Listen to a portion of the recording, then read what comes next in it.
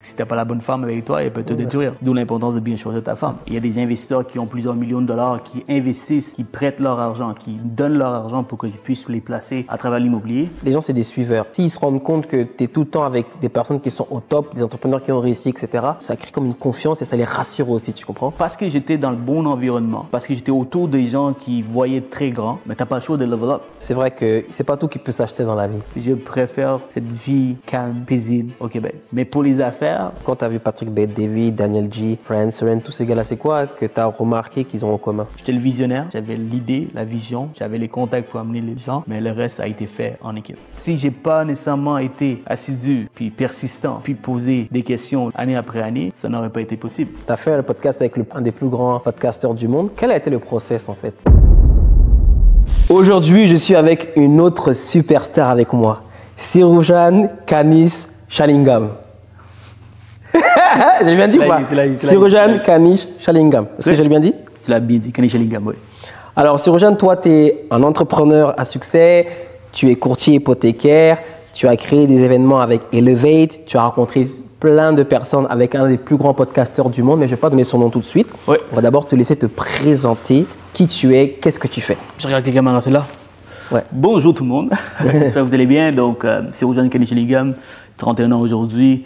Je suis un entrepreneur à la base car je dirige plusieurs compagnies, dont le courtage hypothécaire qui m'a mis au monde, qui m'a mis dans le monde des entrepreneurs, dans le monde des affaires.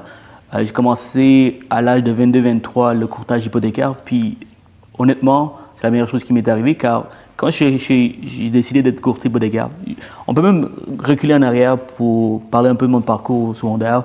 J'ai étudié en comptabilité au collège. Par la suite, on m'a mis dehors de l'école, au collège à Huntsic. Alors, j'étais un peu perdu. Moi, je suis un mec que quand je sais où je veux aller, je suis focus. Alors, la comptabilité, c'était mon monde à moi. Je voulais que faire de la comptabilité. Mes parents, ils ont le dépannage jusqu'à aujourd'hui, 7 jours sur 7. Ma mère et mon père, ils s'échangent. Et ils savaient qu'ils avaient un comptable qui chargeait 200 pièces le mois. Moi, sachant pas c'est quoi le travail derrière un tel livre, j'ai dit, si je peux avoir 200 $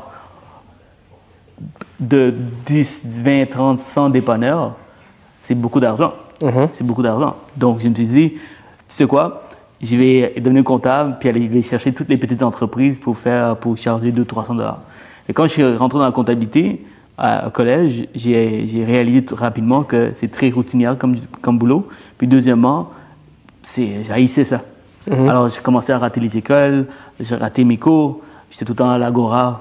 Pour ceux qui se connaissent Huntsic, l'Agora, c'est le spot des chillers. Je restais tout le temps là, j'étais derrière les filles. Et alors, évidemment, l'école, ils ont remarqué tout ça, ils m'ont mis dehors. Ils t'ont mis dehors? Ils m'ont mis dehors. Là, j'étais perdu. Et je te dirais que c'est la première fois de toute ma vie que j'ai vraiment senti la dépression. C'était à quel âge que t'ont mis dehors? Je dirais à l'âge de 19 ans. 19 ans, ok, parfait. Alors, c'est la première fois de ma vie où je dirais que je suis tombé en dépression parce que, étant un jeune homme qui sait qu'est-ce qu'il veut dans la vie, qui a des grandes ambitions, avoir cette situation où je ne sais pas ce que je veux faire, m'a mis dans une situation où j'étais perdu. Et c'est là que j'ai eu une conversation. Tu sais, des fois, ta vie peut changer avec une simple conversation. Je parlais avec mon ami.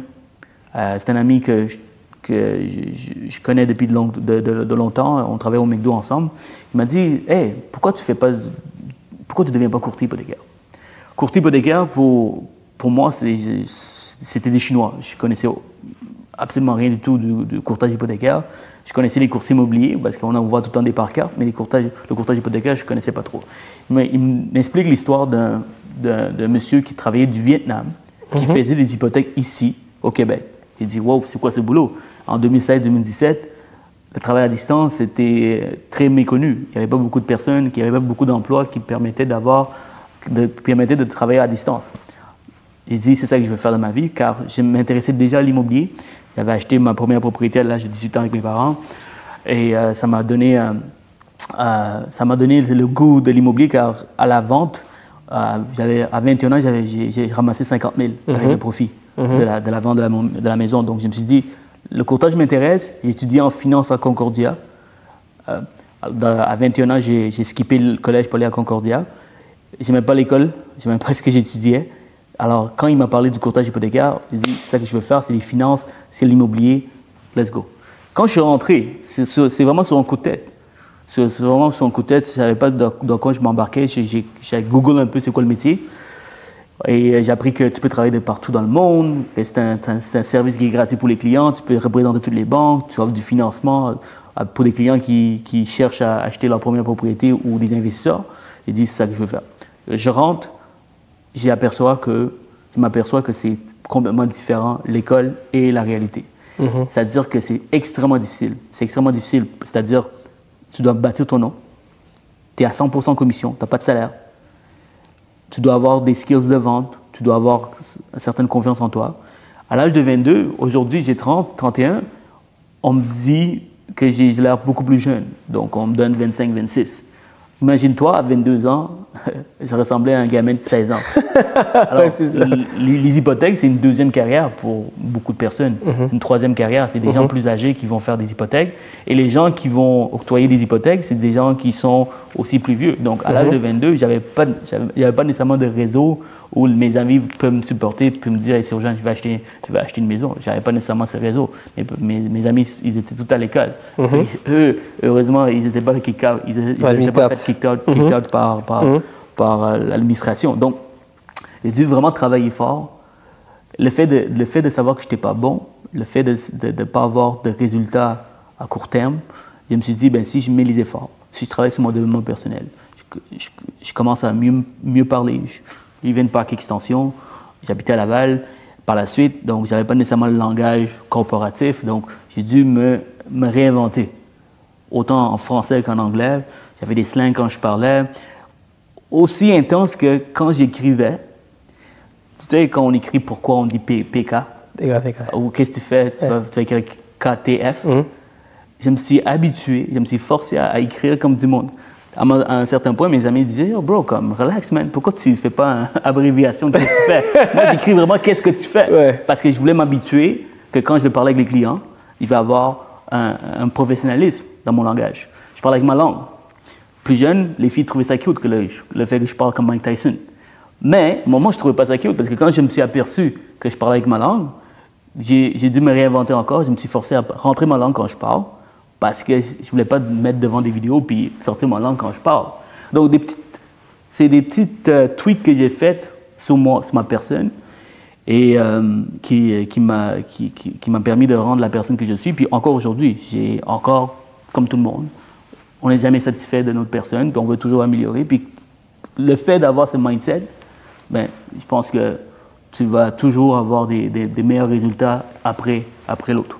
Right? Donc ça, c'est un peu mon parcours. Puis aujourd'hui, j'ai une équipe d'environ une quinzaine de personnes qui sont courtiers hypothécaires pour moi. J'ai 3 analystes, une adjointe.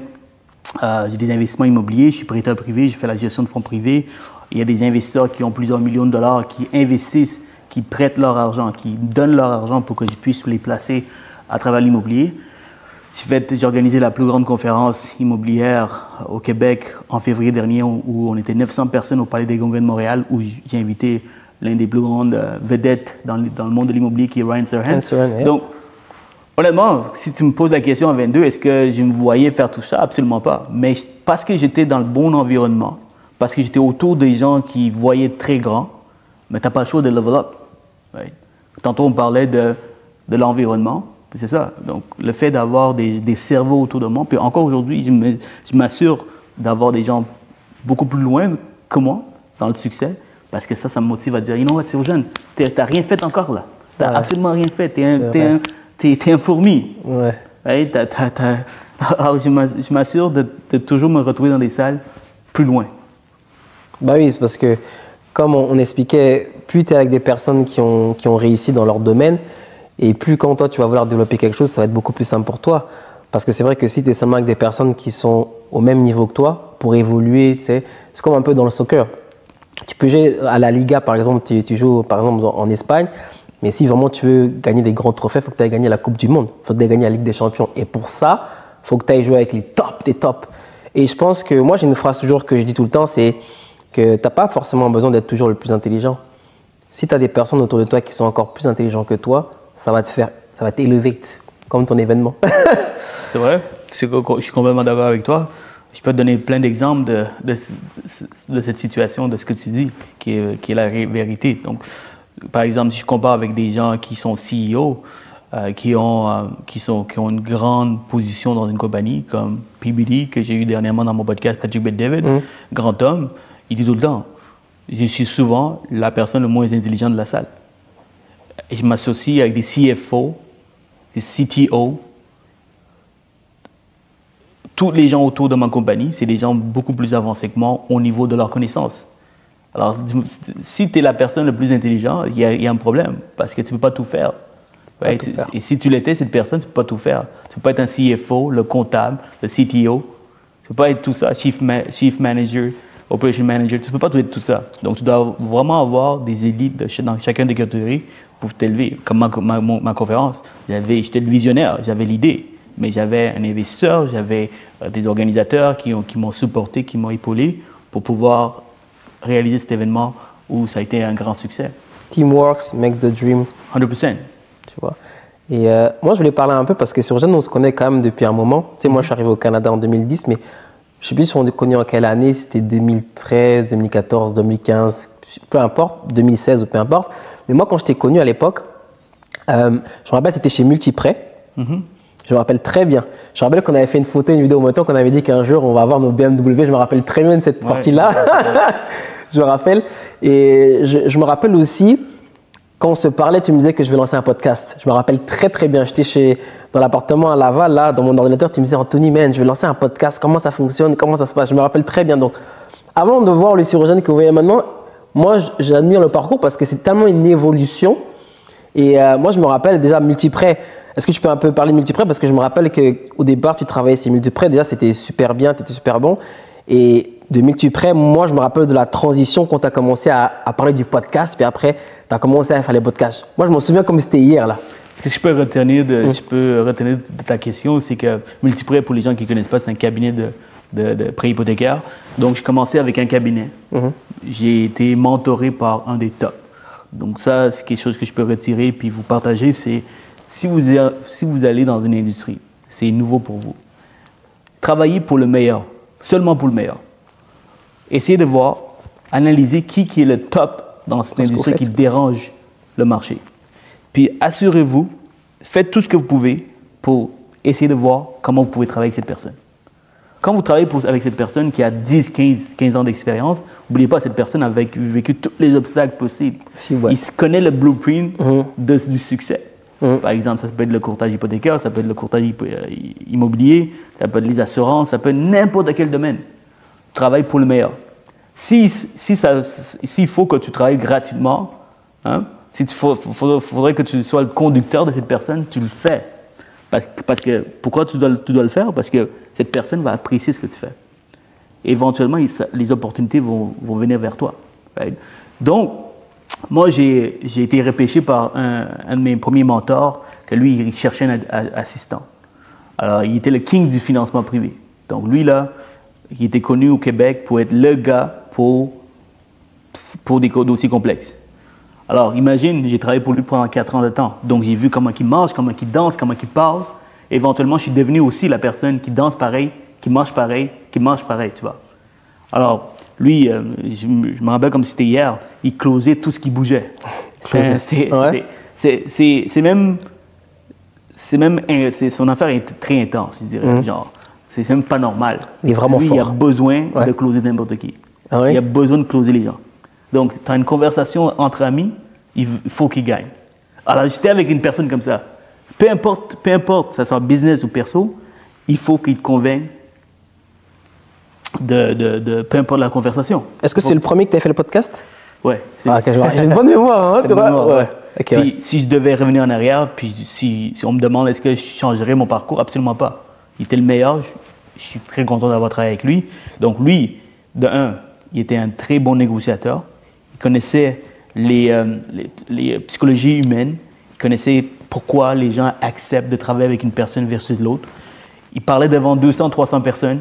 Il faisait déjà des conférences où il était conférencier. Puis je me rappelle comme c'était hier, il y avait 300 personnes dans cette salle. Il est monté pour parler. À la fin, une bonne partie de la salle pleurait avec lui. Il est devenu émotionnel et il pleurait. Puis son message a tellement... Il a tellement réussi à passer le message que d'autres personnes sont devenues émotives. Right? J'étais impressionné. Moi, le petit kid qui avait la phobie de parler devant un public, je me rappelle comme si c'était hier. Je me suis évanoui au primaire dans une exposé oral.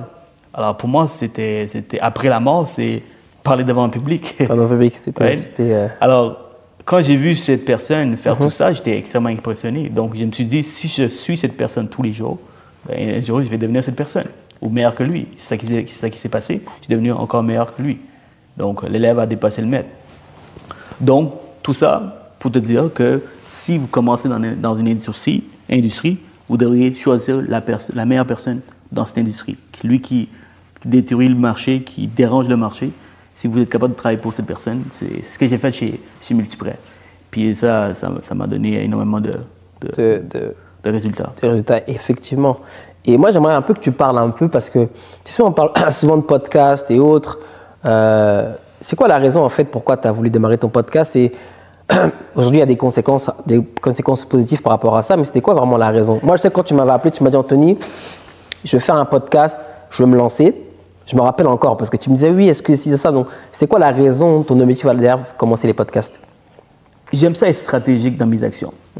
Il y a un livre qui a été écrit sur ce que j'ai fait comme stratégie.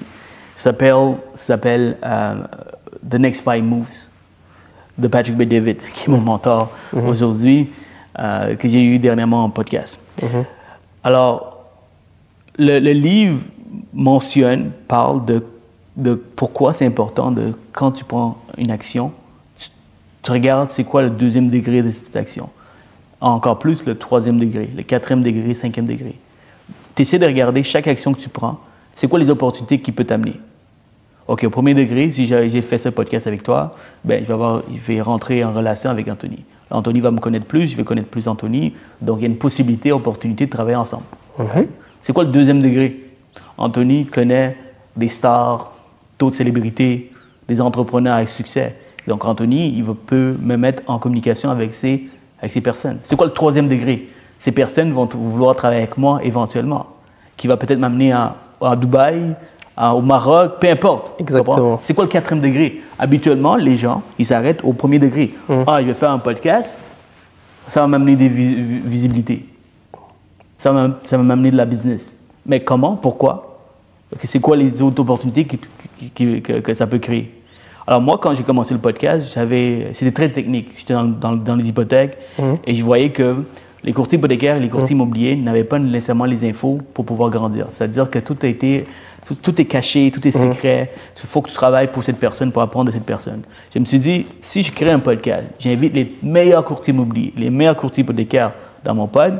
De un, je vais aider mes collègues qui sont dans différents cabinets. Et de deux, ça va me permettre de pouvoir faire un nom. De 3, ça va me permettre de recevoir la business de leur part. Donc, moi, j'étais comme un courtier des courtiers. Même les courtiers hypothécaires, quand ils avaient des dossiers complexes, ils me les envoyaient à moi. Les courtiers immobiliers, c'est sûr, ils vont m'envoyer à moi. Alors, tu donnes la valeur. Et en retour, lorsque je vais les solliciter, donc il y a du travail à faire là. C'est pas parce que je suis connu, j'ai un nom que les gens vont m'appeler. Naturellement, il faut qu'après ça, tu les appelles. Quand tu les appelles, guess what? Ils me connaissent déjà. Ça va être facile pour eux de travailler ensemble, ça va être facile. Tu vois. Alors, c'est ça que j'essaie de te dire c'est vraiment ça l'opportunité que ça m'a amené. C'est vraiment plusieurs degrés d'opportunité. Ouais. Avant d'arriver dans les gros superstars du tout ce qui est podcast, etc., moi, j'ai vu aussi que, là, on va parler vraiment de l'importance du personal branding. Je vais te parler de 2 noms que je connais vraiment ici au Québec dans le courtage hypothécaire. Pour moi, c'est toi le number 1. M'amène et j'adore ce que tu fais. Puis, il y en a un autre qui s'appelle PC Joli Cœur. Moi, quand j'ai vu, en fait, un peu à un moment donné sur TikTok, c'était vraiment comme les 2 qui ont comme explosé d'un niveau. J'aimerais que tu parles un peu de l'importance du personal branding. Parce que tu sais, moi, je fais beaucoup de personal branding, puis j'arrête pas de le répéter, l'importance de créer du contenu, l'importance. Et je me rappelle qu'à un moment donné, je pense pendant une année, tu as posté quasiment tous les jours. Donc, parle-nous un peu du personal branding et comment ça a vraiment changé la façon dont tu t'es marketé sur les réseaux et l'impact que ça t'a amené au niveau du business. C'est une très bonne question. Comment que je pourrais décrire ça? C'est en décrivant pourquoi, en expliquant pourquoi une personne décide de faire affaire avec toi. Right? Tu peux avoir le plus beau speech du monde. Tu sais exactement c'est quoi les objections d'une personne. Right? Donc, tu passes la première étape. La personne sait que tu as une expertise. Il ressent, il entend. Deuxième degré, deuxième étape, c'est pour qui tu travailles. Si l'organisation, la compagnie avec qui tu travailles, ils sont passés à la une, première chose que tu vois quand on écrit sur Google cette compagnie, fraude, arnaque, crime, évidemment. Si cette compagnie n'a pas une bonne réputation, cette personne, peu importe l'expertise que tu as, ils ne vont pas nécessairement travailler avec toi. Non. La troisième étape, c'est la personne. Donc, pour vendre un produit, il faut que tu aies une expertise, il faut que le client ressent. Deuxièmement, la compagnie avec qui tu travailles doit avoir une bonne réputation. Et troisièmement, est-ce qu'il aime la personne que tu es, ta personnalité?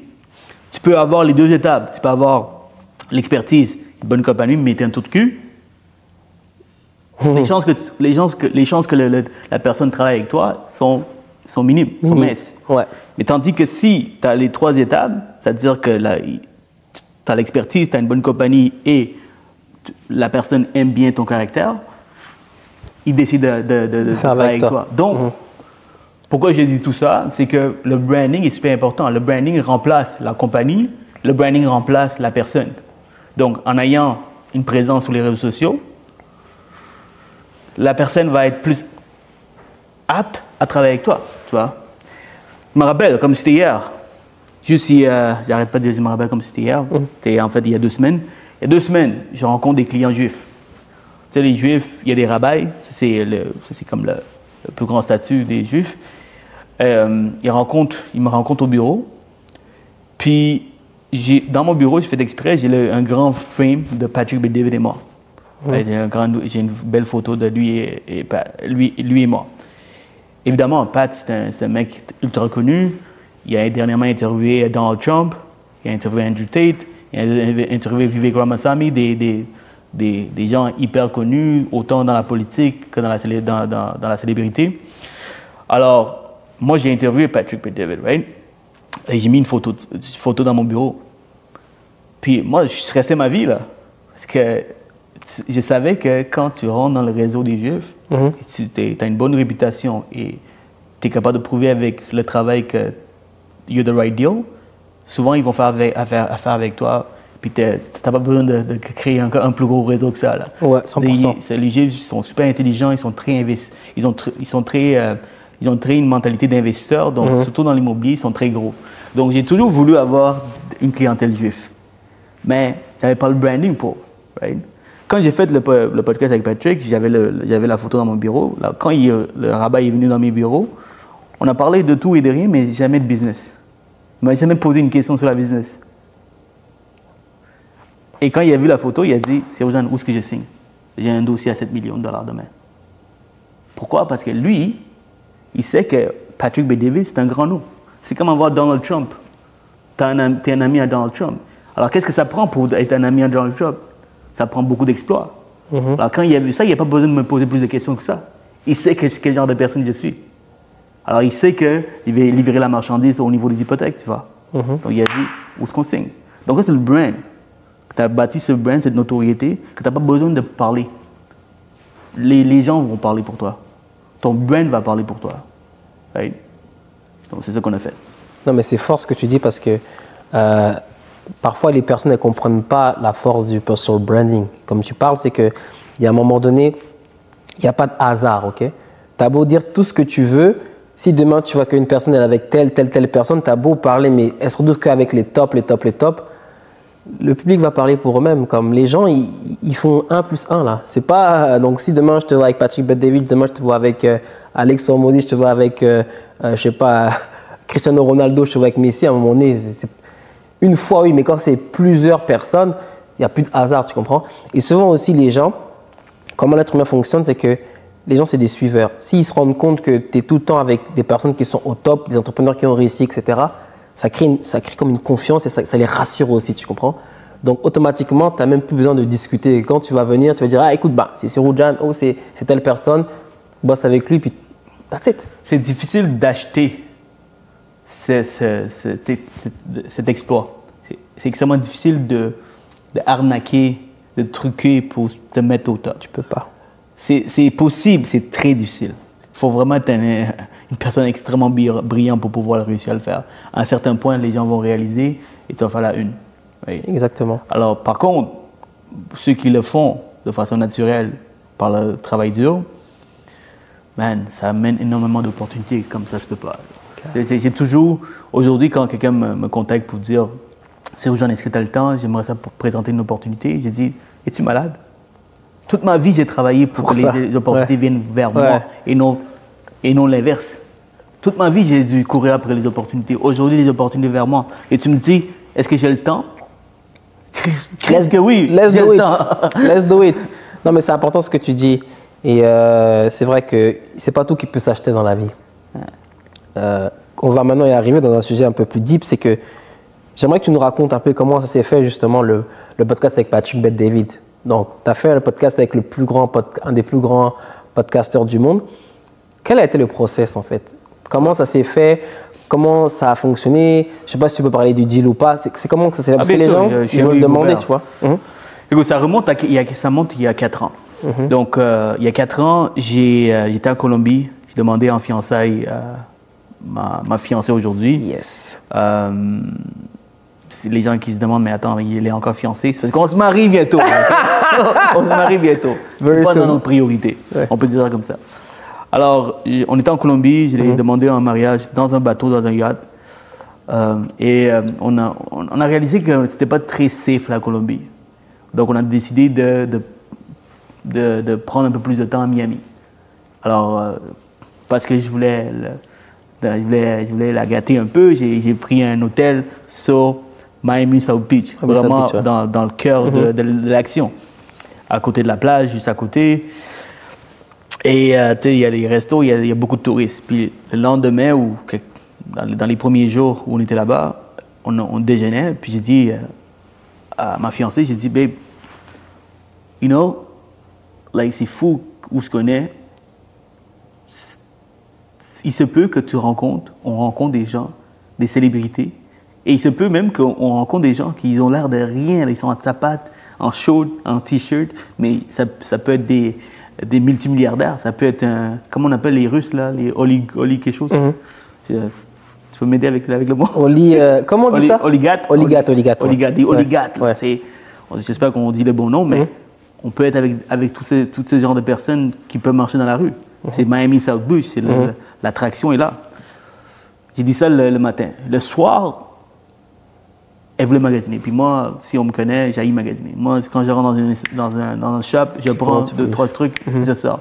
Je ne vais pas commencer à essayer 4000 choses. J'aime ça être optimal. Je sais pas, j'avais pas envie, mais je voulais pas non plus la laisser partir toute seule. On est dans une nouvelle ville. Donc, je dis, you know what, on va aller ensemble. On marche jusqu'à la centre d'achat, on revient. Quand on revient, je vois un grand homme, 6 pieds 4, marcher avec 2 enfants. Là, j'ai dit à ma femme, babe, c'est Patrick Bet-David. C'est quoi les chances que je rencontre Patrick Bet-David toute seule, sans, je pense qu'il y avait son assistant qui agissait comme bodyguard dans ce temps-là. C'est quoi les chances que je rencontre dans la rue? Puis c'est mon idole, tu crois? Alors, je pense que la vie a fait en sorte que cette journée-là, je devais le rencontrer. Puis aujourd'hui, j'ai fait un podcast avec lui, c'est parce que ça commence cette journée-là. Donc, évidemment, je parle avec lui. Je pense que ça a duré 30 secondes. Et par la suite, pour rapidement faire une longue histoire courte, j'ai décidé d'aller à son événement. Je repousse mon séjour là-bas parce qu'on devait partir dans 3 jours, mais il y avait un événement qui se passait dans 3 jours. Un événement de 3 jours. Donc, dans 3 jours, il y a un événement de 3 jours. Patrick. Ouais. Right? Il dit, babe, c'est mon moment de parler avec lui encore plus longtemps. Là, il se rappelle de moi, il m'a vu dans la rue, puis j'ai envoyé un DM il y a quelques mois où il m'a répondu.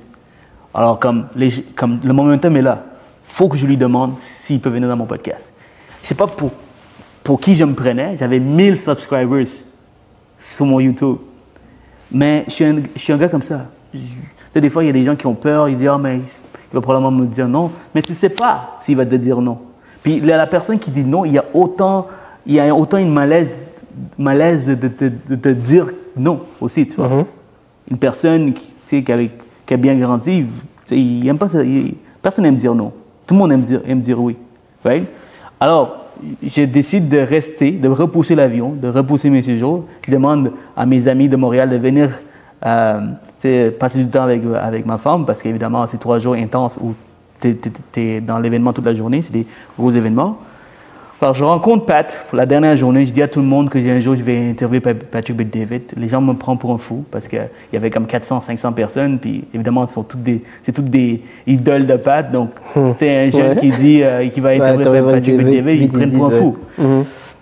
Bref, je rencontre la dernière journée.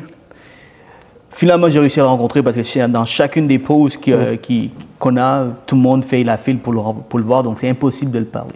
Même si dans des événements, les gens sont beaucoup plus approchables.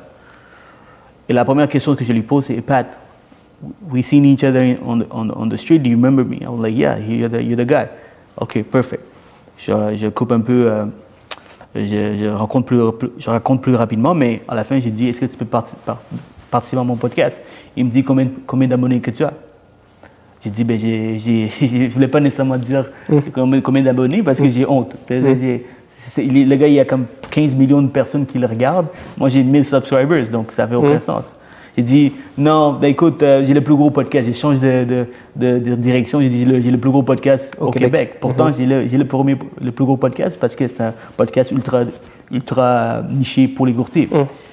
Il me dit, écoute, quand tu vas arriver à 1 million de téléchargements par épisode, je vais faire le podcast avec toi. 1 million. 1 million. Donc ça, c'est le premier truc que j'ai appris de ce gars-là, c'est qu'il dit jamais non. Il va toujours te dire quelque chose pour te challenger, pour qu'éventuellement il fait avec toi. Si tu réussis, il va le faire avec toi. Je reviens au Québec, je commence à dire, je suis capable. Puis après ça, j'ai reverse engineer un peu ce qu'il a dit. Dans 1 million de téléchargements en français, dans une niche ultra nichée comme l'immobilier, où il y a 18 000 courtiers immobiliers, il y a peut-être 4 000 courtiers hypothécaires. Il faut être un fou pour croire que je vais arriver à 1 million de téléchargements par épisode. C'est impossible. Là, j'ai eu l'idée, parce qu'à force d'aller dans les événements, j'ai eu l'idée de créer un événement moi-même. Si je peux l'avoir comme conférencier et je paye, mais qu'elle soit, c'est pas moi qui paye, c'est les gens qui payent. Pour avoir un accès direct, j'ai dit, bon, ça va être une meilleure idée. J'appelle son bras droit, j'ai pris tous les numéros de téléphone de son entourage. J'appelle son bras droit et je dis, écoute, j'aimerais ça avoir Pat à Montréal. Il dit, OK, pas de problème, ça coûte 150 000 US. J'avais pas un sou. J'ai dit, pas de problème, on va l'avoir. Je savais que j'allais l'avoir. Si je peux avoir Patrick Bet-David, je vais avoir l'argent, ça c'est clair. J'ai assez de gens autour de moi qui me font confiance. Là, il me pose une deuxième question. As-tu déjà fait des événements? Là, je gratte ma tête, je dis, j'ai jamais fait d'événement. J'ai jamais fait un événement de ma vie. J'ai jamais fait un événement de 20 personnes, 30 personnes, ni 2, 3 personnes, quoi. Là, j'ai dit, écoute, j'ai dit la vérité, j'ai dit, j'ai jamais fait d'événement, mais j'ai les ressources, j'ai les meilleures personnes qui font des événements, donc t'inquiète pas pour ça. Il dit, c'est aux jeunes, I'm sorry, we can't do this. Like, it's going to be a risk, a reputational risk for Patrick if we bring Patrick to Montreal and he can't sell a room. And the room is empty, or half empty. Là, ça m'a énervé, quoi. Ça m'a vraiment énervé. J'ai dit, you know what? Parfait. Ça m'a donné la flamme de dire, you know what? Je vais quand même le faire. Puis j'ai eu le contact de Ryan Serhant. Ryan Serhant. J'ai eu le contact de Ryan Serhant à travers des contacts en Amérique, aux États-Unis, qui connaissaient un peu mon histoire. Pour ceux qui connaissent Ryan Serhant, ceux qui ne connaissent pas, peut-être expliquer un peu. Ryan Serhant, c'est le plus grand courtier immobilier au monde. Il a son propre Netflix show sur Netflix qui s'appelle Owning Manhattan. Il a été dans Bravo sur $1 million listing de New York. Donc, c'est un homme grand, beau, 6 pieds, quoi. Très classe. Très classe. Il est très dynamique aussi. Puis, dans l'immobilier, il n'y a pas un meilleur nom que Ryan Serhant. Au niveau du courtage, tout le monde apprécie Ryan. Donc, j'ai eu la chance d'être connecté à Ryan par des contacts aux États-Unis. D'où l'importance d'aller aux conférences, parce que même dans les conférences aux États-Unis, si tu sais pourquoi tu vas, tu prends des bons contacts. Et si tu as des grands rêves, il y a des gens qui vont croire dans tes rêves. Puis à force de parler de ce que je voulais faire, quelqu'un m'a dit, you know what, je peux t'avoir Ryan pour toi. Alors, j'arrive préparé pour l'équipe de Ryan. J'avise, je leur laisse savoir un peu mes objectifs. Puis Ryan était moins compliqué, je dirais. Il a vu un peu mes réseaux sociaux, il a dit, you know what, on le fait. Si tu as l'argent, on le fait. Ça m'a coûté 100 000 US. 100 000 US, c'est combien? 130, 140 000 Canadiens? J'avais pas un sou. Mais j'ai réussi à avoir les sous. On a fait l'événement. L'événement m'a coûté un demi-million de dollars, pardon. On a réussi à le faire. Là, je suis retourné voir Pat. On n'a pas fini, là, la question. Je suis retourné voir Pat et dit, hey, Pat, à cause de vous, vous m'avez donné cette rage. Alors, je l'ai faite même sans toi. Cet événement, maintenant, j'aimerais ça avoir un événement avec toi. Est-ce que tu peux venir l'année prochaine?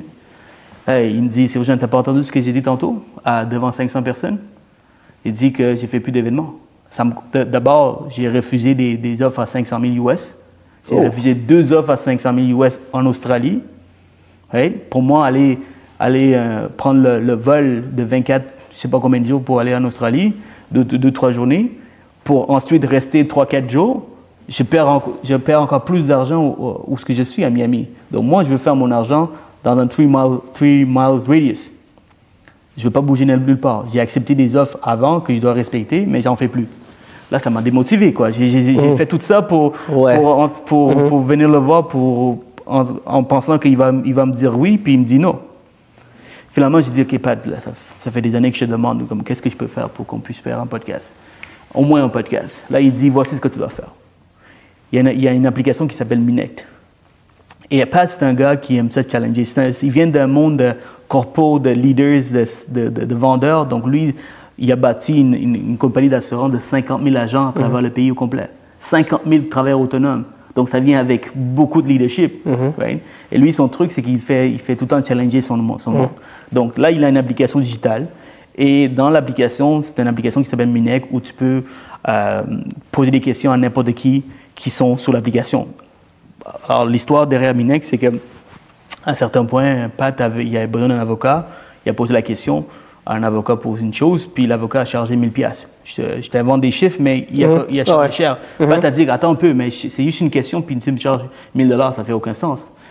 Et l'avocat a répondu, ben c'est comme ça qu'on fonctionne. Donc, il a commencé une application où tu peux être un avocat, tu peux être un designer, tu peux être un analyste, un actuaire, peu importe.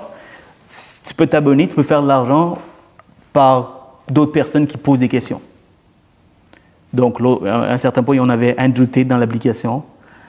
Il y a Candice Owens dans l'application aujourd'hui. Donc, plus ils sont connus, plus ils sont chers. Donc, alors, il m'a dit, si tu es dans le top 3, dans le leadership boat, donc il y avait une compétition où tu devais poser le plus de questions ou tu devais recevoir le plus de questions. Un des deux. Évidemment, j'ai plus de chances de poser des questions. Tu es venu t'en bombarder. J'ai dépensé au moins 15 000 $. 15 000 $ de questions. J'ai comme posé à ceux qui chargeaient 10 $ la question. Alors, ces gens-là, ils étaient dans le mode compétitif. Donc, tout le monde répondait. Quand tu poses la question, pour que tu sois crédité, il faut que la personne réponde. Donc, dans une journée, je posais au moins une centaine de questions par jour. Jusqu'à la dernière journée, il m'a challengé 3 semaines avant la fin du challenge. Donc, je suis allé all-in, je suis allé beast mode. Finalement, j'ai fini deuxième. Ça m'a coûté environ 15 000 $ pour finir deuxième. Je me suis dit, regarde, là, il y a 2 ans, il m'a challengé, il m'a dit 1 million de téléchargements. Aujourd'hui, c'est beaucoup plus possible. Donc, c'est ma chance ou jamais. Donc, c'est comme ça que j'ai eu Patrick. Alors, il a respecté sa parole. Étant donné que j'étais deuxième, il a dit, you know what, t'es un homme, il va respecter ma parole, t'as fait ce que t'as dit que t'allais faire. Et pour moi, j'ai beaucoup de respect pour cette personne parce qu'il n'était pas obligé de le faire quand même. Il peut ne pas respecter sa parole. C'est un homme d'affaires. Il charge 500 000 pour 1 heure de son temps. Right? De le faire, pour moi, à travers un challenge, c'est incroyable. Et pour moi, c'était une opportunité du siècle. Donc, dès que j'ai appris qu'il me challengeait, j'ai allé en ligne, tu vois. Donc, des fois, il y a certaines personnes que tu ne peux pas nécessairement acheter, mais tu peux les avoir, tu peux vaincre leur cœur de différentes façons. Mais tout commence par s'essayer, quoi. Si tu n'essaies pas, c'est pas savoir. Si je n'ai pas nécessairement été assidu, puis persistant, puis poser des questions, lui demander des choses année après année, ça n'aurait pas été possible. Et ça, c'est tellement vrai parce que on pense toujours que c'est juste l'argent qui va régler. Gars, demain, Drake peut être là et autres. Comme Drake quand il est venu à Montréal. Tu peux lui proposer tout ce que tu veux là. Il l'a fait parce que son pote était là, Lil Baby était là et il a voulu faire plaisir à la ville, tu comprends? Donc, c'est pas juste l'argent qui règle tout. En fait, il faut comprendre que ça reste des humains. Cette personne-là a un cœur. Ça veut dire que demain, même si elle est centrée de business et autres, ça reste un humain, il a des sentiments. Donc, quand tu as des sentiments, tu peux vouloir aider une personne sans forcément demander quelque chose. Comme tu m'as dit pour Daniel J, quand tu l'as rencontré il y a quelques jours, là, 1 heure, normalement, il charge 50 000, mais pour toi, parce qu'il t'apprécie et il croit ce que tu fais, il a fait 1 heure avec toi sans rien te charger, tu vois. Ouais, il a fait gratuitement. Et puis, j'ai demandé pourquoi. Il m'a dit, Sergeant, I see potential in you. Like, in the next 2-3 years, you're going to be big. If you don't stop what you're doing, you're going to be big. So, I'm the best person in the world who can give you advice on events. I basically live in a plane. Like, tu vois, techniquement, il vit dans un avion. Le gars, il a comme 300 conférences par année. Par année, ouais. Là, il envoie des conférences. Il voit toute l'organisation des conférences. Donc, quand j'ai appris qu'il voulait me donner 1 heure de coaching gratuitement, j'ai pris l'avion, je suis allé à Toronto pour 1 heure de meeting. Right? Moi, je suis un gars qui habituellement, pour aller à Toronto, je suis cheap. J'aime ça prendre la loto. Même si je sais que c'est pas optimal avec mon temps. Alors, quand j'ai appris que le gars, il veut vendredi soir à 10h, fuck that, j'ai pris l'avion. Ça a été quoi, lui, après Patrick Bet-David? Donc, je sais que ça fait presque 300, 400 000 vues, je ne sais plus combien. 250 000. 250 000 vues. Ça a été quoi, le après? Quel effet tu as trouvé? C'est sûr qu'on en a parlé tout à l'heure de la crédibilité encore plus poussée, mais c'est quoi, ça a été quoi les après? Ben écoute, j'organise ma 2e conférence, que je vais annoncer très bientôt. Et le conférencier que j'amène aujourd'hui, c'est grâce à la crédibilité que j'ai bâtie à travers Patrick. Quand tu t'assois avec, comme je dis, Donald Trump, Patrick, peu importe, des gens hyper connus, avec une bonne réputation, il y a Donald Trump, ça dépend à qui tu parles, tu comprends un peu le concept. Alors pour eux, tu n'as pas besoin de prouver, tu as déjà la crédibilité. Donc, présentement, j'ai un bon momentum et j'utilise intelligemment. Donc, j'essaye d'aller chercher des gens hyper lourds pour collaborer avec eux. Ça c'est à grande échelle, ça c'est pour l'événement, mais à petite échelle, c'est avec monsieur, madame, tout le monde. Ça, c'est monsieur, madame, tout le monde, ça m'aide à chercher plus de business. L'autre fois, quelqu'un me dit, man, t'aurais dû ouvrir Google Ads, parce que j'ai oublié d'ouvrir Google Ads sur l'épisode. Je pense que c'est toi. Ouais, c'est moi que t'avais dit. Je pense que c'est toi. Ouais, c'est moi, ouais. Puis honnêtement, j'aurais fait quoi, 2-3 000 $? Oui, c'est de l'argent. Je viens de loin, puis j'ai pas nécessairement eu de l'argent toute ma vie, donc je sais c'est quoi 2-3 000 $. Par contre, ce que ça m'a permis d'avoir à travers d'autres avenues, c'est beaucoup plus que ça, tu vois. Ouais. On parle dans les centaines de milliers de dollars. C'est vrai. En parlant de l'événement Elevate, moi j'avais remarqué à un moment donné que, tu sais, il y a une année où tu t'as posté vraiment beaucoup de contenu, mais j'ai senti comme cette année, ou je ne sais pas si cette année, mais j'ai senti un peu que tu avais commencé à baisser en termes de contenu. C'est quoi qui a causé ça? Est-ce que c'est parce que tu étais trop occupé ou parce qu'au départ, quand tu as commencé, tu postais beaucoup? Tu me diras si je me trompe, mais à un moment donné, tu as commencé peut-être un peu à baisser dans le posting, puis tu as repris. C'est quoi qui a causé ça exactement? C'est une bonne question, Anthony. En fait, des fois, il faut savoir reculer en arrière pour avancer plus fort. Tu recules 2 pas pour faire 5 pas de plus en avant. Donc, qu'est-ce qui s'est passé? C'est que les réseaux sociaux, c'est une game, c'est un jeu. Right? Et à un certain point, quand tu deviens bon à ce jeu, ben, tu avances plus rapidement. Mais à un moment donné, si dans ce level, dans cette étape, ça devient difficile, mais il faut que tu meurs plusieurs fois pour savoir c'est quoi les obstacles, quels sont les défauts, quelles sont les erreurs que je fais. Puis j'ai trouvé que j'avais pas nécessairement autant de résultats que je voulais. Puis je trouvais aussi que, oui, j'ai eu les mêmes résultats depuis des années. En fait, j'ai eu les mêmes résultats depuis 3 ans. Il y a un problème.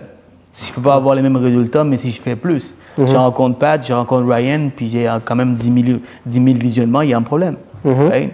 Donc, j'ai voulu retravailler un peu, prendre un peu une petite pause pour savoir quelle stratégie, quelle avenue je devrais me lancer pour pouvoir aller plus fort. Puis, je n'ai pas nécessairement trouvé la clé actuellement.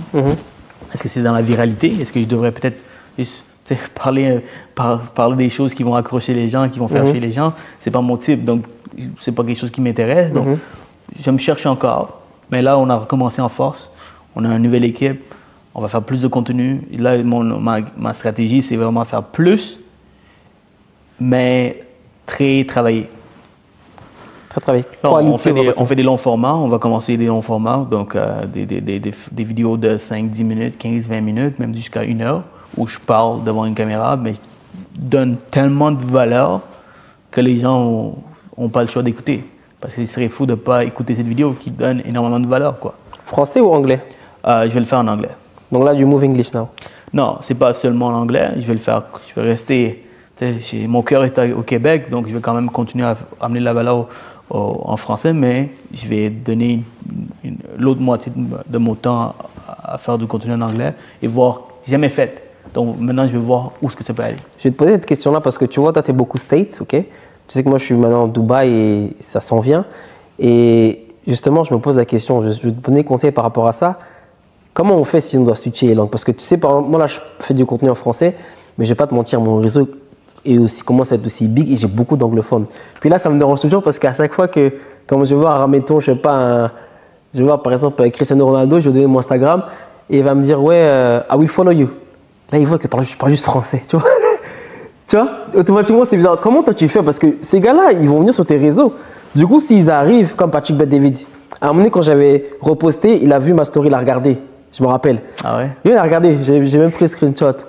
Mais les gars, ils voient qu'on parle français. Donc, comment tu veux te positionner? Moi, je veux savoir comment tu vas faire parce que même moi, honnêtement, je me pose la question parce que j'aimerais aller en anglais, mais on a bâti une communauté francophone. Donc, comment toi tu gères ça?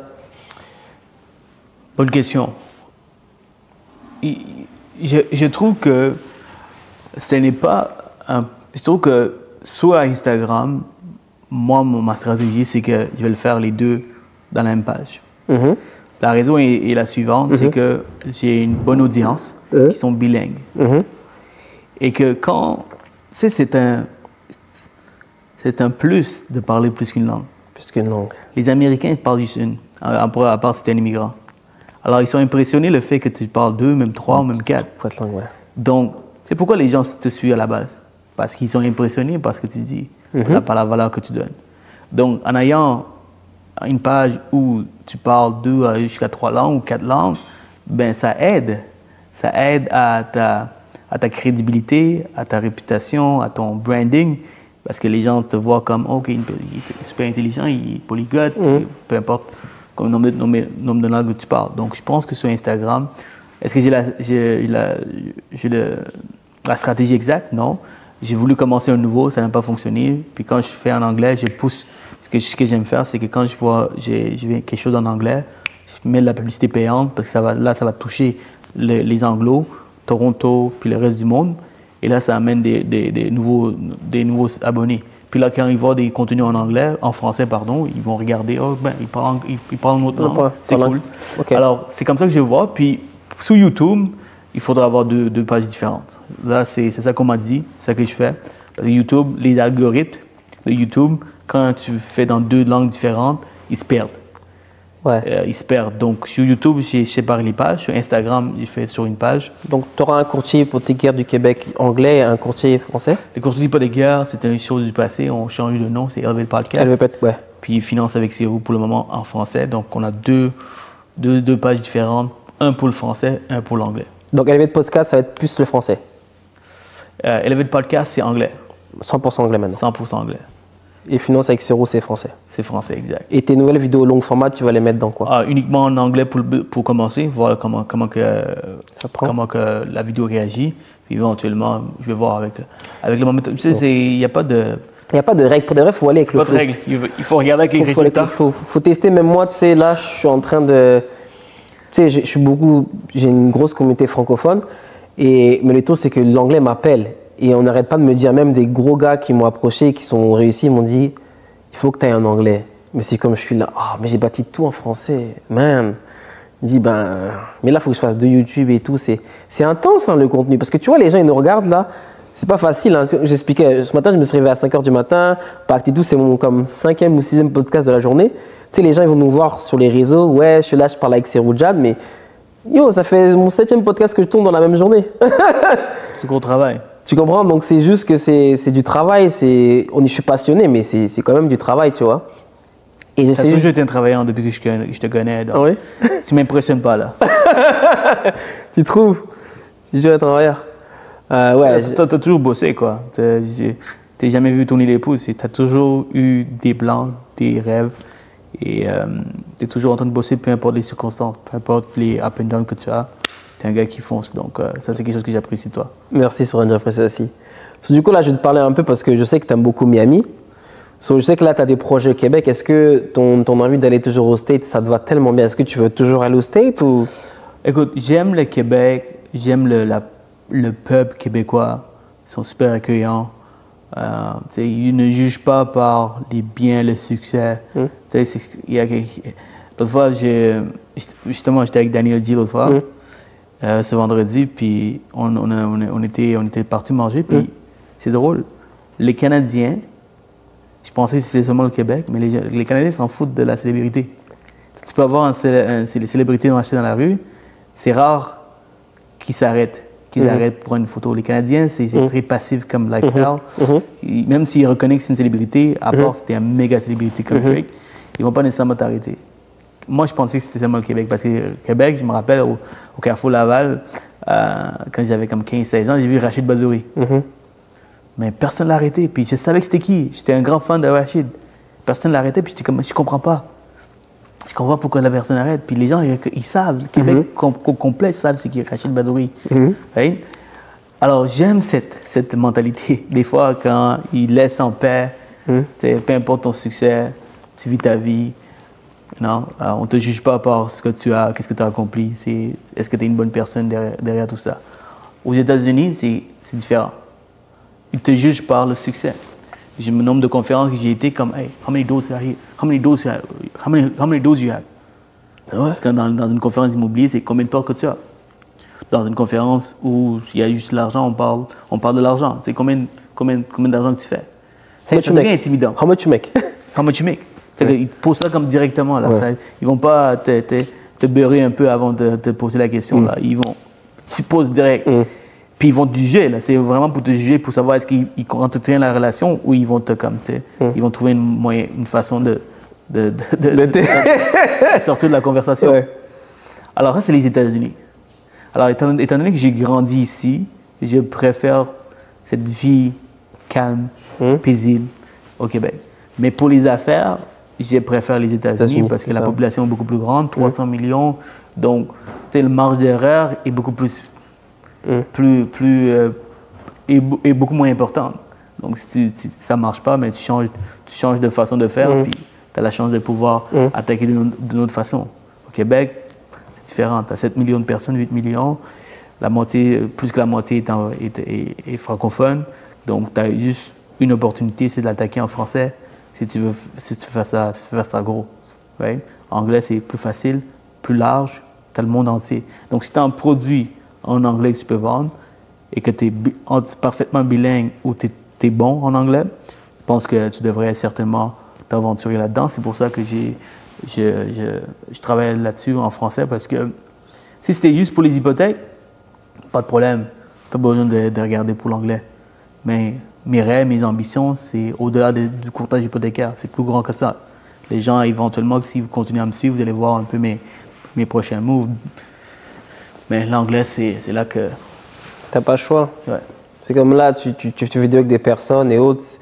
Et moi, je pense que même moi, quand je pense que je vais me déplacer, je vais être à l'international, j'ai l'impression que dans l'influence, je vais switcher en anglais. Je le sens. Parce qu'ils all speak English. C'est vrai? T'es avec des gars qui font ci, qui font ça, des gars qui sont lourds, ils te parlent anglais toute la journée. Puis à un moment donné, ils veulent te suivre. Bon, t'as ta communauté francophone. Il ne faut pas sous-estimer le pouvoir la langue française. Je pense que la langue française, il y a l'Afrique au complet qui parle français. Il y a l'Europe, Suisse, France, Belgique. Il y a, en Amérique du Sud, il y a certains pays qui parlent français. Et comme on est plus d'une centaine de millions en français. Mais est-ce que ton produit résonne avec les Français? Est-ce que tu as une approche qui permet de franchir au-delà du premier degré de succès? Ouais. L'anglais, c'est plus facile. Tu n'as pas besoin d'être aussi bon pour pouvoir réussir en anglais. Parce que tout le monde entier parle français. Anglais, ouais. Okay. Donc, je ne sous-estime pas le français, mais le produit que je veux vendre, où est-ce que je veux me statuer, organiser des conférences destinationnelles, puis ça se dit. Donc, une conférence que le monde entier va venir à Montréal pour assister. Mais j'ai besoin d'avoir du contenu. Tu n'as pas le choix, ouais, c'est ça. Ça, c'est un exemple que je donne. Exactement. Du coup, on parle de conférences. Là, on va aller dans un sujet aussi intéressant. J'ai regardé ta vidéo, tu disais, ils m'ont dit que pour la première conférence, il faut aller doucement, etc. Mais je vais aller big. C'est quoi les challenges pour organiser cette conférence? Quand tu as fait venir Ryan Seren, c'est ta première conférence, non, c'est ton premier événement. Tu as pris c'est quoi la salle? Palais des Congrès. Palais des Congrès, c'est big. Souvent, on va te dire oui. Ton premier événement va doucement. C'est quoi les insights? Est-ce que ça s'est passé vraiment comme tu voulais? Ou quel défi tu as eu? Ouais, d'abord, c'est avoir le budget pour pouvoir déployer les fonds, pour payer les gens. D'abord, Ryan, qui est dans les 6 chiffres. Après ça, le Palais des Congrès, qui est presque dans les 6 chiffres. Après ça, la nourriture, les repas. Ensuite, les personnels. Ensuite, les tables, les chaises. Et on parle dans les 6 chiffres. Chaque soumission, c'est dans les 50 000, 60 000, 70 000. Ça part vite. Donc, il faut que tu commences avec un bon fonds pour pouvoir réussir à payer. Right? Alors, le premier challenge, c'est avoir les fonds. Une des raisons pourquoi beaucoup de personnes ne veulent pas nécessairement s'aventurer dans cet espace, c'est parce que ça coûte très cher. Tout est cher dans l'événementiel. Right? Un organisateur d'événements va te coûter entre 10 à 30 000. Right? Le Palais des Congrès, peu importe un grand venu, va te coûter entre 50 à 100 000. Un conférencier de calibre, c'est minimum 50 à 500 000 comme PBD. Right? Tout est cher. Alors, il faut avoir les fonds pour pouvoir déployer. Ça, c'est le premier enjeu. Deuxième enjeu, c'est la vente des billets. Donc, si tu t'endettes, qui était mon cas, pour pouvoir déployer les fonds. Ensuite, il y a la vente des billets. La vente des billets, ça ne se passe jamais comme tu as espéré. C'est pas parce que tu amènes Ryan, tu amènes Daniel G, tu amènes Olivier Primo, tu amènes Sugar Sammy que demain, les gens vont acheter. L'événementiel, c'est le luxe. Quand quelqu'un décide de venir dans une conférence pour apprendre, c'est un luxe. C'est un luxe qui paye. Moi, je ne le vois pas comme un luxe. C'est essentiel. C'est essentiel à ta survie pour pouvoir monter les échelons, de grandir dans la société, de devenir une meilleure personne. Parce que tu apprends des choses que tu ne vas peut-être pas apprendre ailleurs. Même si l'information est gratuite, les gens qui vont être là dans l'événement, c'est tous des gens qui ont du succès, qui ont les mêmes ambitions, la même mentalité. Donc, un contact, un handshake peut changer carrément ta vie. Ouais, moi, ça m'a changé ma vie quand j'ai rencontré mon mentor qui m'a tout appris. Bref. Donc, la vente de billets, mes débuts, man, ça ne se vendait pas. Là. Ah ouais? J'ai dû pousser. Ben, tu sais, moi, je m'attendais à vendre 1000. Je finis à 900. On était correct. Mais, tu sais, dans les débuts, dans l'événementiel, c'est connu que la vente de billets se fait dans la dernière semaine. Donc, imagine, chaque mois, tu as des nouvelles factures à payer. Parce qu'eux, ils s'en fichent, là. Il faut que tu payes quand même. Pour que ton événement se passe, il faut que tu payes. Tandis que tu dois attendre jusqu'à la dernière semaine pour être rentable. C'est lourd, ça peut être lourd. Mais je n'ai pas lâché, on a continué. De semaine après semaine, j'ai dû me réinventer, trouver des nouvelles façons créatives d'être visible, de savoir que l'événement se passe. informer la population qu'il y a cet événement. Donc, de conférences à webinaires, je faisais la tournée de toutes les agences immobilières, les cabinets hypothécaires pour donner des formations gratuites pour ensuite parler de mon événement à la fin. C'est un groupe de 10, groupe de 15, 20, 30 personnes à un certain point que le bon a passé. Après ça, il y a la sollicitation.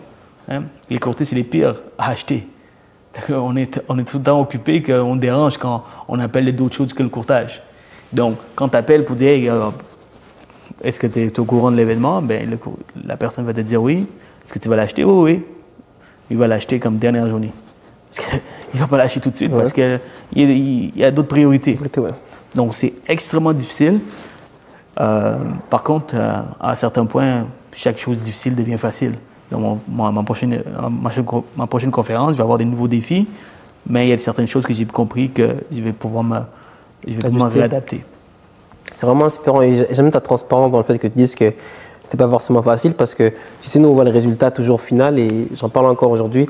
C'est important de partager aussi les difficultés, les challenges. C'est pour ça que je fais le 1% podcast, c'est d'avoir des insights que tu peux pas forcément avoir quand tu vois la personne sur les réseaux. Certainement. Les logistiques après, c'est la personne qui ne se pointe pas, les bénévoles qui ne rentrent pas, les gens qui rentrent gratuitement. Il y a tellement de choses que tu dois vérifier, s'assurer. Puis, par contre, j'avais vraiment une bonne équipe. Ouais. J'avais vraiment une bonne équipe. Shout out à More Events. J'avais un bon partenaire aussi dans le temps, Jeff, qui était là aussi pour me supporter. Donc, on avait vraiment une bonne équipe qui m'ont aidé. Donc, d'où l'importance de bien s'entourer puis de travailler avec des gens qui sont meilleurs que toi dans d'autres aspects. J'étais le visionnaire, j'avais l'idée, la vision, j'avais les contacts pour amener les gens, mais le reste a été fait en équipe. C'est quoi les similitudes ou les capacités que tu vois entre quand tu as vu Patrick Bet-David, Daniel G, Ryan Seren, tous ces gars-là? C'est quoi que tu as remarqué qu'ils ont en commun? Ou est-ce qu'il y a quelque chose que tu trouves que toutes ces personnes-là ont en commun ou tu as remarqué quelque chose après avoir toutes ces top personnes? OK. La première chose qui est peut-être évidente, c'est le travail. C'est le sacrifice. Ils n'ont pas de balance. Ils n'ont pas de balance de vie. C'est quelqu'un qui te dit qu'ils ont une balance de vie à cette étape. Ils n'en ont pas. Leur vie, c'est le travail. La famille, c'est dans le travail. Donc, Pat, quand il prend des avions pour aller dans une ville à l'autre, il va avec ses enfants. Parce qu'il sait que c'est la seule façon d'éduquer ses enfants, d'être là pour ses enfants. Donc, il amène ses enfants avec lui, peu importe où il s'en va. Ryan aussi, c'est le travail. Je le vois, là, le gars, il est tout le temps, tu le vois sur les réseaux sociaux aussi. Tu ne crois pas, tu vas sur les réseaux sociaux, le gars, il travaille sans arrêt. L'autre fois, à un certain point, il a partagé son calendrier, son agenda. Il commence à 4h30, puis il finit genre à 8h. Puis je te rappelle qu'il y a un enfant, puis une femme. La femme doit être en accord avec ce que tu fais. Ta famille doit accepter ce que tu es. Sinon, ça ne fonctionnera pas. Beaucoup d'entrepreneurs qui perdent, qui reculent à cause de la famille. À cause ou grâce à la famille. Ouais. Et toi, comment tu gères ça? Moi, je le gère très bien. Ma moitié comprend. Ça n'a pas été toujours facile. Parce que il faut être dans le bain pour pouvoir comprendre la réalité. Mais maintenant, elle travaille avec moi, donc ça permet de voir, OK, c'est quoi un entrepreneur? Si demain je suis malade, il n'y a rien qui rentre. Right? Mais si je pousse, elle voit les résultats. Le fait de voir les résultats tous les jours, parce que je mets les efforts, mais elle comprend pourquoi je travaille si fort. Right? Donc tu conseillerais à quelqu'un, du coup, que si ta femme, elle peut être avec toi dans l'entrepreneuriat, tu trouves que ça... Je pense que c'est plus facile de comprendre la réalité. Parce que quand tu fais un 9 à 5, tu ne comprends pas. Des fois, tu dis à un enfant pas le faire, il le fait quand même parce qu'il n'a pas goûté. Tu sais, il n'a pas lui-même frappé un mur. Il n'a pas mangé la claque. Il ne s'est pas brûlé. Alors, il le fait quand même parce qu'il a besoin de le réaliser lui-même. Donc, même chose. Quelqu'un qui fait un 9 à 5, qui n'est pas dans ton monde, j'ai l'impression que c'est difficile pour eux. Peu importe les conversations que tu as. Donc, quand ils se baignent dans le même monde que toi, puis ils voient la réalité. D'où l'importance de, quand tu es un homme d'affaires, il faut vraiment que tu mélanges tout ensemble. Qui est peut-être dangereux. Si tu n'as pas la bonne femme avec toi, elle peut te détruire. Ouais. Right? C'est d'où l'importance de bien choisir ta femme. Bien choisir ça. Bien choisir ta femme. Puis des fois, tu peux faire des erreurs. Tu peux penser que cette personne a été une bonne personne. Non. Mais il y a des trucs pour ça. Il y a des trucs pour pouvoir bien choisir la bonne personne au niveau du partenariat, au niveau de ta femme. Il y a des indices. L'humain, c'est facile à décortiquer. Je peux voir une personne devant moi en quelques heures avec lui, je peux savoir exactement quel genre de personne il est, est-ce que j'ai envie d'avoir une relation avec. Le gut feeling aussi. Des fois, tu sais, avec l'expérience, tu sais que, oh shit, ça marche pas. Il fait de l'argent, mais je veux rien savoir de lui. Ça marche pas. Right? Donc, en ayant ta famille avec toi, j'ai vraiment aimé le concept de Pat, ou même Ryan, je crois, où ils font tout ensemble. Il prend l'avion, il doit aller dans une autre ville pour faire une conférence, toute sa famille est avec lui. Alors, qu'est-ce qui arrive? C'est que ces enfants vont continuer à voir ton père en train de travailler, puis dans les vols, dans les airs, ben, ils donnent une éducation, ils sont ensemble, ils ont une qualité ils ont une qualité ensemble, une qualité de temps ensemble. Alors... Balance, t'as dit? Balance de vie, t'as dit en premier? Il n'y a pas de balance, merci de m'aider à revenir. Alors, balance de vie, il n'y en a pas avec ces individus. C'est le travail acharné. Je dirais aussi qu'ils ont beaucoup de support. C'est des gens qui ont beaucoup de personnes autour de eux qui les aident à être dans la position qu'ils ont. Ils ont beaucoup de gratitude parce qu'ils savent que c'est grâce à tous ceux qui sont en bas de lui ou à côté de lui qui permet d'être où ce qu'il est. Il y a aussi le leadership. C'est des gens avec un énorme leadership. Tu sais, quand Pat rentre dans une salle, tu vois la présence qu'il a. Quand il parle avec un individu, tu vois, OK, le gars, il a du leadership, tu vois. Il sait comment parler avec les individus, il sait comment parler avec les humains. Puis je pense que c'est des très bons communicateurs. Très bons communicateurs. Ouais. Les communicateurs, quand tu sais bien parler, quand tu sais t'exprimer, quand tu es un bon narrateur, ça te permet d'avoir un peu ce que tu veux. Peu importe ce que tu veux. Alors, si tu es un bon narrateur, je pense que la vie est à toi. Right? Donc, ça, c'est des petites remarques que j'ai remarquées de ces individus. Puis, si tu es capable de répliquer ça, ben, je pense que tu vas aller dans la même direction qu'ils ont pris. Franchement, tu as partagé vraiment de très bons conseils et autres. Et au final, tu as vu, on a tellement parlé d'entrepreneuriat et de tout, on n'a même pas parlé de courtage hypothécaire, vraiment. Tu vois? Je suis plus qu'un courtier. Courtier hypothécaire, on n'a même pas parlé de ça. Non, quasiment. on n'a pas parlé. Tu imagines? C'est pas grave, les gens ils savent que je suis courtier hypothécaire et quand ils vont vouloir faire avec moi, ils sont déjà convaincus. Quoi. So, what's next? What's next now? C'est quoi les prochains projets? C'est quoi qui se passe? Prochain projet, je carbure de projet. Le projet de demain, il sera déjà accompli. Je serai déjà passé au prochain projet. L'événement, Elevate 2, s'en vient en 2025. La grande annonce se fait le 1er janvier. Je ne sais pas quand est-ce que ton podcast sort. Le 1er janvier, on fait la grande annonce. Sinon, autre que ça, je travaille sur des acquisitions pour divertir mon portefeuille. On continue à investir dans l'immobilier. On continue à grandir. Je veux grandir mon équipe. On veut être l'un des plus grands cabinets de courtage hypothécaire au Québec, tout en faisant tous les autres projets. Puis à la base, avant tout, c'est être accompli, être heureux à travers tout ce que je fais. Parce que tu peux faire tout ça, mais tu n'es pas heureux, tu n'es pas accompli, si tu n'as pas un bon entourage autour de toi, ça sert à quoi? Si à ta mort, ta personne pour venir te lancer des fleurs, puis raconter un peu les histoires de comment que tu les as fait sentir, ça servait à quoi d'avoir une vie? Exactement. Et pour quelqu'un qui veut se lancer dans le courtage hypothécaire, c'est quoi les 3 conseils pour réussir dans le courtage hypothécaire? Travaille pour le numéro 1, top 5 dans l'industrie. Puis quand tu travailles pour le numéro 1, pas seulement parce qu'il fait le volume, mais aussi sa personne, comment il est. C'est quoi les opportunités qu'il a créées. Est-ce que tu respectes ses valeurs? Est-ce que tu veux le copier? Est-ce que tu veux être un miroir de cette personne? Ça aussi, c'est important. Deuxièmement, c'est d'investir beaucoup dans ta business tes premières années. Je dirais les premières 5 ans, tu devrais investir sur ta business. Donc, tout l'argent que tu fais, tu réinvestis. Crois-moi, après 5 ans, tu vas avoir plus que du surplus après toutes les dépenses. Ouais. Tu en fais 5, tu réinvestis ton 5 000. Ou si tu as besoin de vivre, si tu es capable de te permettre de vivre avec 2 000, tu réinvestis 3. Tu en fais 5, tu réinvestis 3, tu vis avec 2 000. Éventuellement, tu en fais 10, tu investis 8, tu vis avec 2 000. Donc, garde tes dépenses très bas, puis réinvestis tout ton argent, la majorité de ton argent, puis ta business là va exploser. Donc, ça, c'est le deuxième conseil que je te donnerais. Troisième conseil, ne t'arrête pas par les limitations. Right?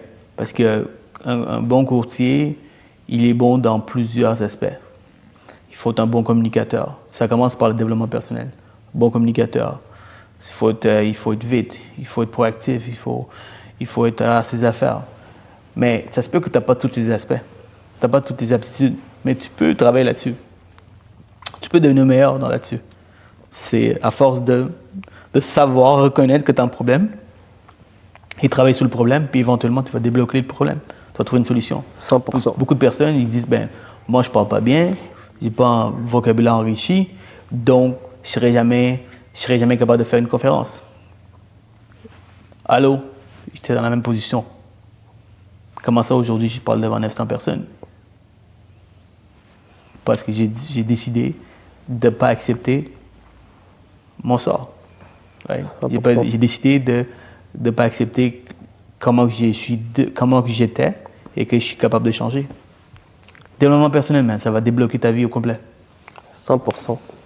C'est tellement inspirant en tout cas. Merci d'avoir participé à ce magnifique podcast, Serojane.